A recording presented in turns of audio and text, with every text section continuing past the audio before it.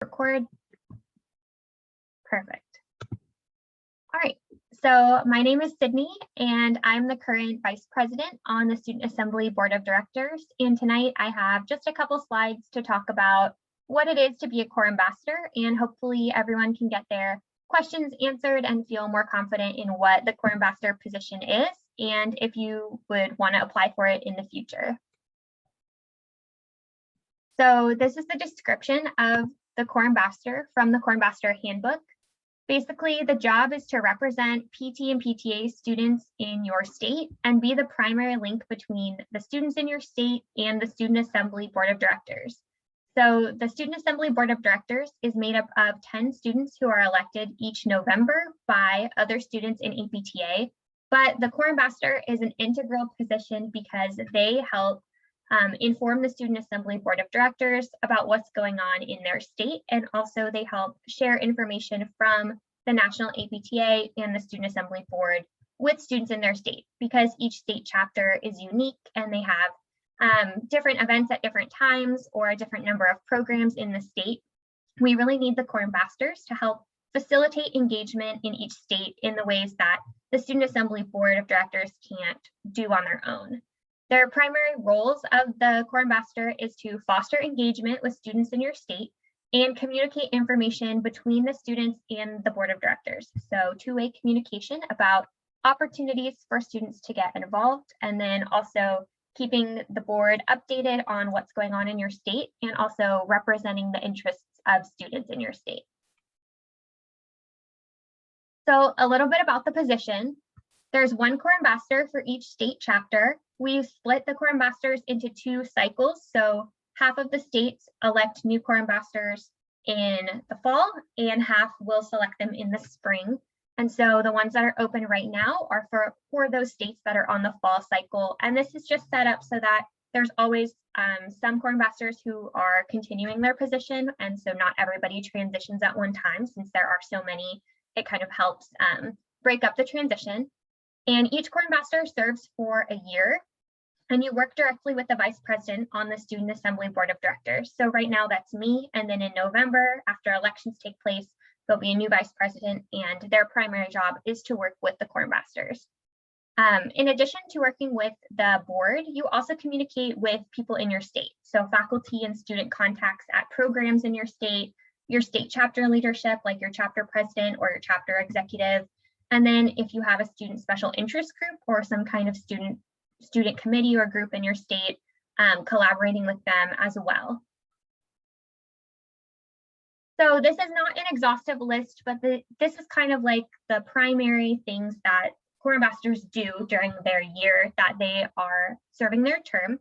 So the primary role of the Core Ambassador is communication. One of the primary jobs is to maintain up-to-date contact information for different programs and different student contacts in your state, and to establish a system to effectively communicate with them. Every month, the Vice President sends a newsletter to Core Ambassadors of all the opportunities that are going on at the national level of APTA, and it's the Core Ambassador's job to add additional information about things going on locally, and then to distribute that to student or faculty contacts who can then share those newsletters with every student in your state. So this just helps ensure that every student at every program gets to know about all the opportunities going on, and they can find something that potentially interests them that they'd like to get more involved in. And then as the Core Ambassador, you're kind of that contact person. If a student in your state wants to get more involved, you are the person that they should want to go to, or who could help them, and you should know about what's going on in your state. So just because every state chapter has different events and different timelines for when they host certain things, as the Core Ambassador, you'll kind of get to know your state chapter and what goes on when, and if you have a fall workshop, or if you have a conference, or if there's certain opportunities for students to get involved. And you can be that person that kind of helps facilitate that engagement, as well as sharing opportunities at the national level. As a Core Ambassador, you also will be asked to participate in monthly webinars that are usually about an hour long, so not too big of a commitment. But in these webinars, the Vice President will share updates about things going on at the national level that you can share with students But these are also two-way street type of meetings. So sometimes they will be more updates and more presentations, and other times they'll be more discussion. It's also an opportunity for core ambassadors to engage with each other and talk about what's going on in each of their states and bounce ideas off of each other. And sometimes APTA staff or other people on the student assembly board will come to the meetings and they'll ask for opinions and feedback on how we're engaging students in a particular initiative or ways that we could be doing that better. Something I love about APTA is that we really care about students. Students make up a large portion of membership, and APTA staff is always looking for ways to better engage students. And as a core ambassador, not only are you that information link to share with other students how to get involved, but APTA leadership wants to hear from you about what you think they can improve on. And so these meetings are great ways to kind of communicate and bounce ideas off of each other for that kind of stuff. Additionally, some other tasks include presenting the APTA Value Talk, which is a presentation that APTA already put together that you can just use as a template to share information about the benefits of membership and how to become an APTA member. And also organizing and promoting National Advocacy Dinner. This is something that there is a project committee for students dedicated to, and so helping with that in any way you can, or maybe if there's some students in your state interested in doing that, just facilitating it and kind of being that primary contact link to help get those events off the ground in your state if there are students who are interested in doing that. And then finally, mentoring and assisting with the transition of the next core ambassador in your state so that we can continue to have this primary link of communication after your term is over. Additionally, not included on the slide, there are some other things like volunteering at conferences if you are going to attend, and doing a couple of other things you could additionally sign up for as a core ambassador, but these are the primary things that core ambassadors work on throughout their one-year term. So why become a core ambassador? Why do something additional to school? This is a big leadership role. Why should you do this? First, I would say it's a great way to learn more about APTA. Holding a national APTA leadership position really helps develop those skills. If you see yourself as someone who's good at communication, who's good at time management, who loves connecting with other students, and who really cares about PT, this is a great way to get your feet wet in leadership.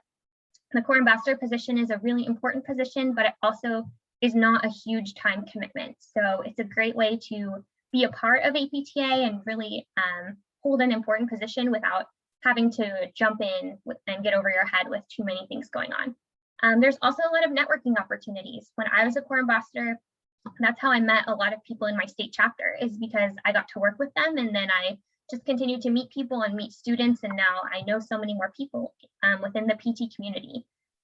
You'll also gain a knowledge of APTA that you might not have known otherwise.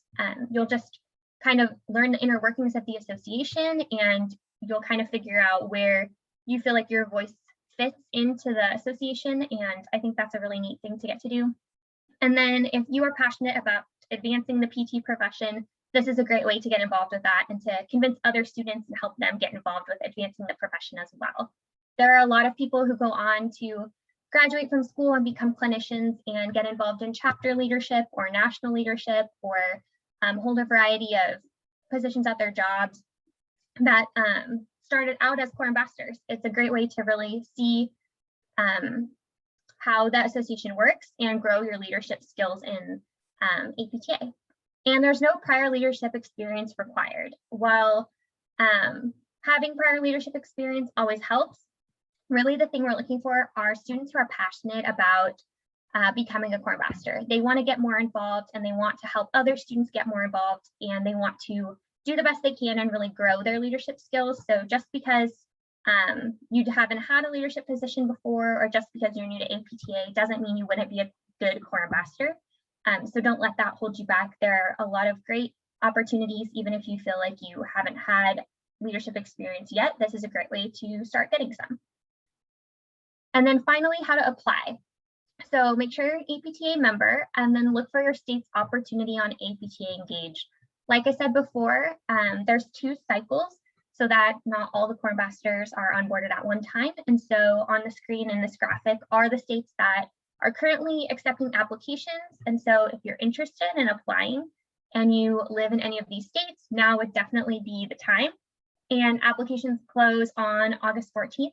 So if you want to, now is a great opportunity. The application is fairly short. There's 3 questions about why you'd be suited for the role and why you want to become a core ambassador. And you just fill it out right on APTA Engage and submit it right on there. And then we're hoping to onboard all of the core ambassadors for these states by September 1st. So you have a few weeks to fill out the application, and then hopefully by September 1st, you'll know.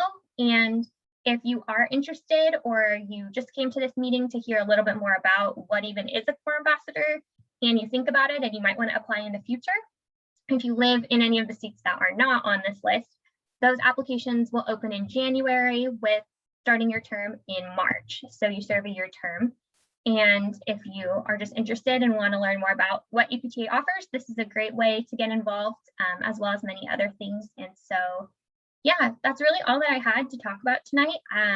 It was pretty short and sweet, and I really just want this now to be a time where if you have any questions about it, I can help answer those. And then we recorded this so that we can refer back to it later if other people want to learn about it too. Are there any questions?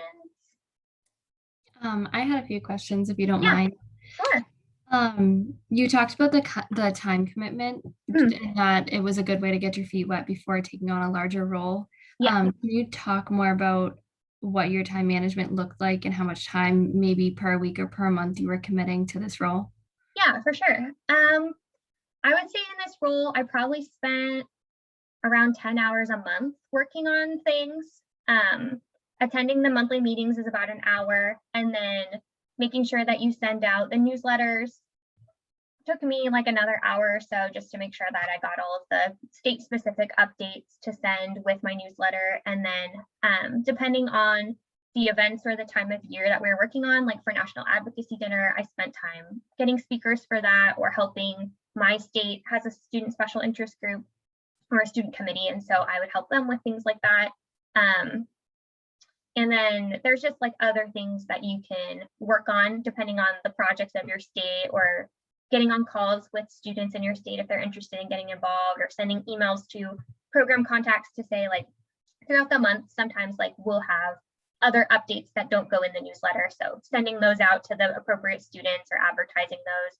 So I'd say probably like 10 hours a month on average. The nice thing about this position, and also the Student Assembly Board, which I went on to run for, is that you can kind of put the tasks when you can do them. So if you have a really busy week, if you have a lot of exams, you don't need to work on anything. And then if you have a week where you don't have as much going on, you can kind of work on more things at one time. It's a really nice, it's kind of up to you as long as you get the tasks done. And we definitely don't want to just throw you into it and say, like, figure it out on your own. Like, the vice president, their sole job on the board is to work with core ambassadors. So you'll definitely be well supported if you feel like, you know, you have questions or stuff's taking you really long. Like, there are other core ambassadors who've been there and can help you too. So yeah, that was my next question. How do you transition from the previous ambassador to the new one, and who do you look for guidance if you need help during that transition, or even later in the term? Yeah, that's a great question. So throughout the term, one of the things I like about the fact that we onboard half in the fall and half in the spring is that not everybody's new at one time. So during the core ambassador meetings, or also we've just got our own student community hub on APTA where you're able to post questions and have other core ambassadors answer them, or have somebody on the Student Assembly Board answer them during the month, or reach out via email. I set up calls with core ambassadors during my term. I put my cell phone number on the emails, and if you want to set up a call, I would always be willing to hop on a call. And I talk with core ambassadors all the time about like how things are going and if they need help with anything. So just reaching out to the vice president or anybody on the board is good. You can reach out to other core ambassadors too if they have been doing it for a while. And then during the transition specifically, we're trying this year to overlap the outgoing core ambassador with the new core ambassador. So if you're in a state that has applications right now, if you start September 1st, the current core ambassador doesn't end their term until October. So you'll have some time to kind of like shadow them and make sure that everything kind of gets transitioned over. And then the vice president will do an onboarding meeting where they'll go over all the things more in depth than what I covered today. And then you'll meet one-on-one with your previous core ambassador of your specific state, and they'll kind of go over things that you may need to know and help you log into the Gmail account and tell you, like, here are all my state contacts, so this is who you should contact for these things, and like, here's what we worked on. So there's definitely like an onboarding process where it's not like day one, you just have to figure it all out. So Thank you. yeah. I guess I had a question. Is there opportunity to reach out to the current core ambassador to just kind of follow up with questions of like to get a better idea of what they're doing directly in the state? Yeah, for sure. If you go on the website, if you search on APTA, I would just type in APTA core ambassadors in Google. All of the contact information for all of the current core ambassadors are listed on the website, and you can totally reach out to them. If you have trouble finding it, you can also send me an email. I'll put my email in the chat.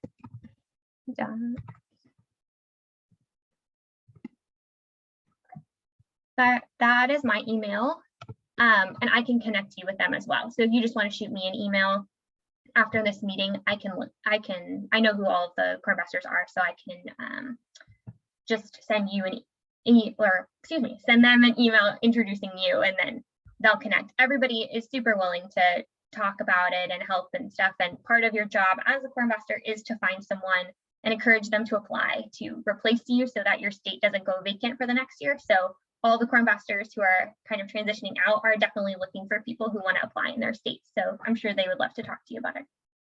Great, thank you. And Yeah. then I guess I was wondering, is there a lot of travel associated with the position as well, or is it communication more kind of virtual meetings, emails, things like that? Yeah, so all the communication that's required is virtual. So I host all my meetings on Zoom, and then I will do phone calls or Zoom meetings or email meetings. You don't need to travel in your state to like go to different programs. You can do all of that by email. And when you set up your state contacts, like that's why it's helpful to have a contact at every program. So then you send them the information and they're in charge of like getting it to their cohorts at their program. Because I was a core ambassador during COVID, we didn't even get to travel for anything. But under normal circumstances, if you go to a national meeting like CSM, then there's definitely opportunities for you to meet other core ambassadors and volunteer at the student assembly booth in the exhibit hall. But none of that is required. It's just if you're going to go anyway and they encourage you to go, but you're not required to go do it. It can all be done via email. Okay, thank you. Yeah. I guess one last question. I know you said there's no real leadership requirements, but in terms of when we answer the questions, would you say it'd be beneficial to kind of highlight some leadership positions that we've had in the past, or Yeah. is there that as well?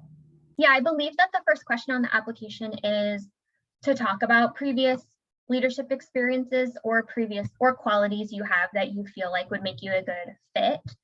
So if you have previous leadership experiences, whether it's from undergrad or whether it's from maybe being involved in an organization in your community, go ahead and talk about those. Those always do help your application, but really we want to see students who are genuinely like excited about the position. So definitely talk about them. There is a question for it, but if you don't have a lot, like we're looking more for the qualities you have that will make you a good core ambassador and not so much like how long your resume is. But if you have them, it definitely helps and will help you answer that question because it's going to ask about what you've done in the past. Okay, thank you so much. Yeah.